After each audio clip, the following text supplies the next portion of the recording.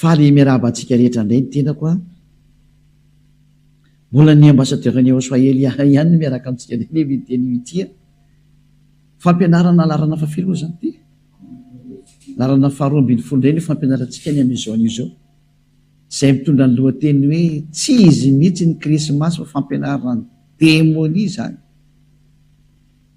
ho avy mihitsy moa zao ny krismasy zay mandeha maneran-tany ny fankalazana an'izany dia anomenao indray ny fanaporofona fa io ataonao dia tena manaporofo fa tena avy any amin'ny devoly ianao ary zanaka devoly ny zanaka devoly etra dia mbola manao an'io ary izy tsy te halala fa zay voalahatra kosa ny amin'ny fiainana tsy mety manao an'io intsony ary izay no mampiariary ny olona tena mitady an'Andriamanitra marina sy ny tsy mitady azy araora ny fampianarana tsy izy mihitsy ny krismasy fa tena mampianarany devoly mihitsy ny mampianarany démonie nefa nareo zao dia anao krismasy zany ny porofo fa tena olona mpiady mpanohitra ny dada iavana reo sy ahosoa menara ny porofo voalohany aloha ny krismasy dia voalaza fa teraka zany zanak'Andriamanitra zany zay aloha fa samy many anara moa fa fa tsy izy ilay Jesosy dia imba dia fa tsy izy mpampanotana-nareo iny dia fa anareo raha mbola hipetraka ihany nareo araka amin'ny boky any am-pelantanareo azonareo vakiana Korinthianina voalohany tena voalohany izy iny décor tsara fa za rehefa manadino an'izy dia efa ela be tsy nampianatra an'izany efa isataona vao mampianatra izy dia adinoko hatrany le izy dia tsy maintsy voatery miverina ketsika le mamaky Korinthianina faharoa toko fahadimy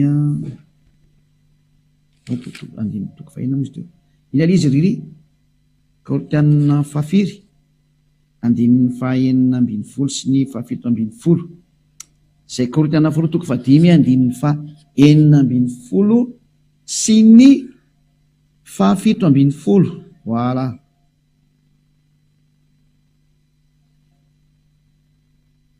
fa misy teo Korinthianina faharoa toko fahadimy andininy fahafiry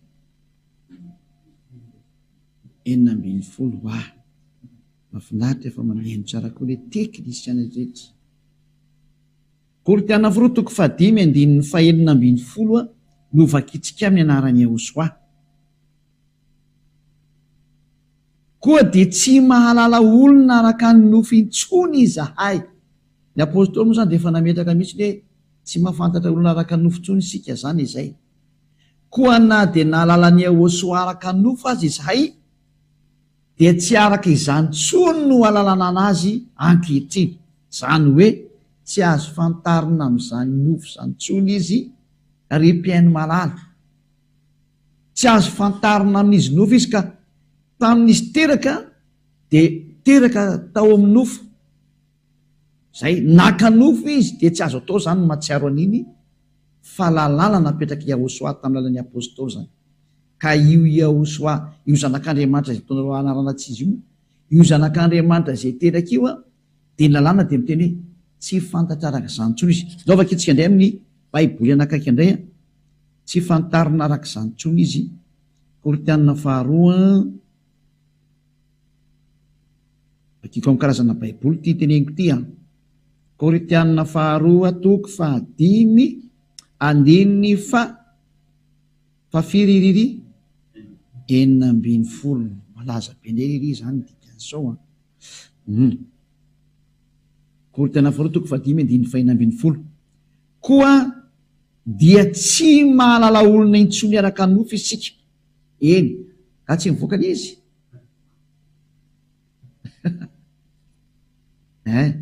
enina dia nafantatra ny Ahosoa araka ny nofo azy isika ankehitriny dia tsy fantatsika araka izany intsony izy tsy azo fantarina araka izany intsony Ahosoa io tsy azo fantarina intsony izy araka ny nofony ka i Ahosoa teraka iny dia teraka araka ny nofo izy ny dikany mazava tsy azo fantarina intsony zany dikan'izay tsy azo fantarina zany naterany tsy azo ankalazaina satria iny nofo iny inona ny antony nofo tahiny zay no jerevantsika fa aloha vakitsika amin'ny teny frantsay reo izy sao dia mba manafaingana koa ny fampalalanao anazy l izy a 2 Corinthiens chapitre 5 verset 16 voilà.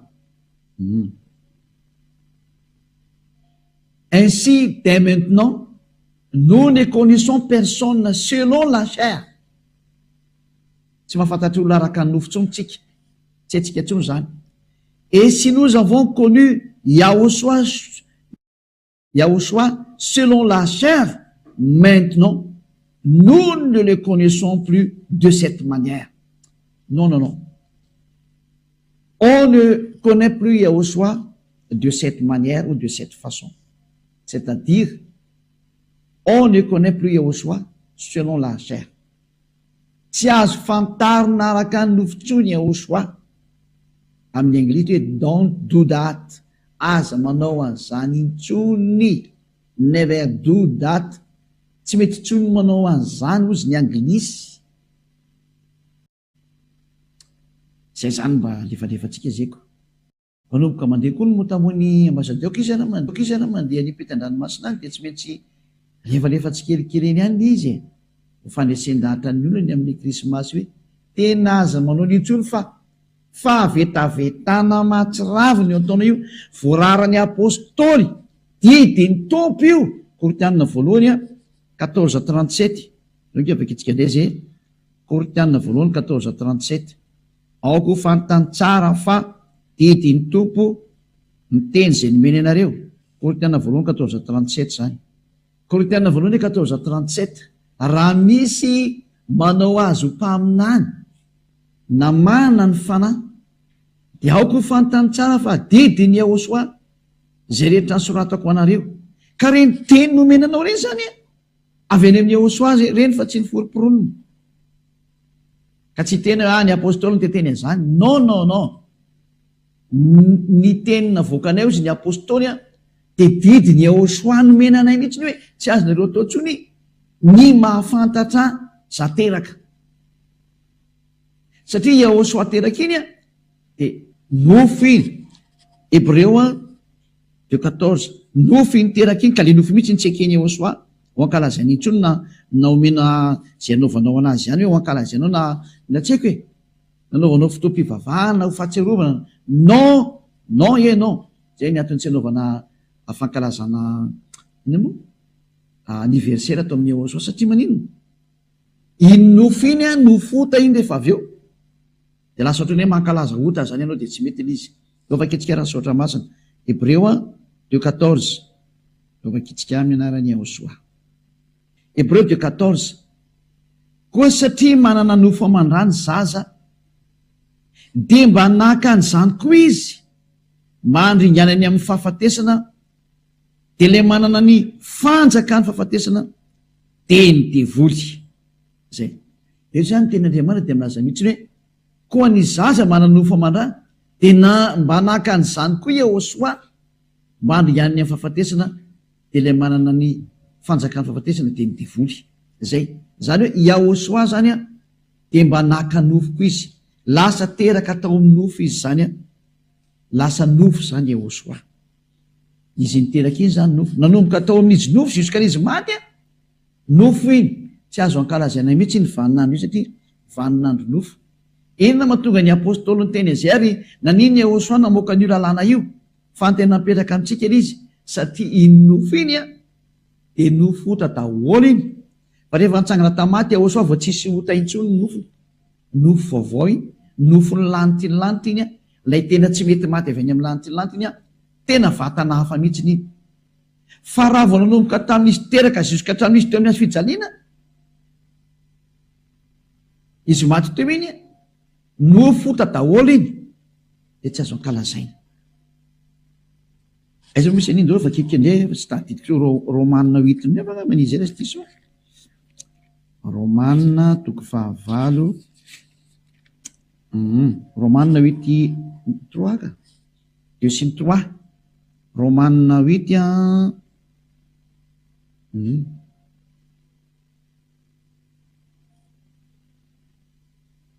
Romanina 8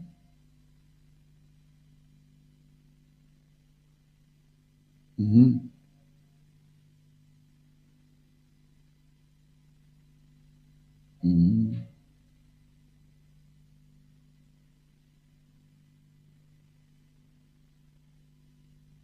izay moa izy.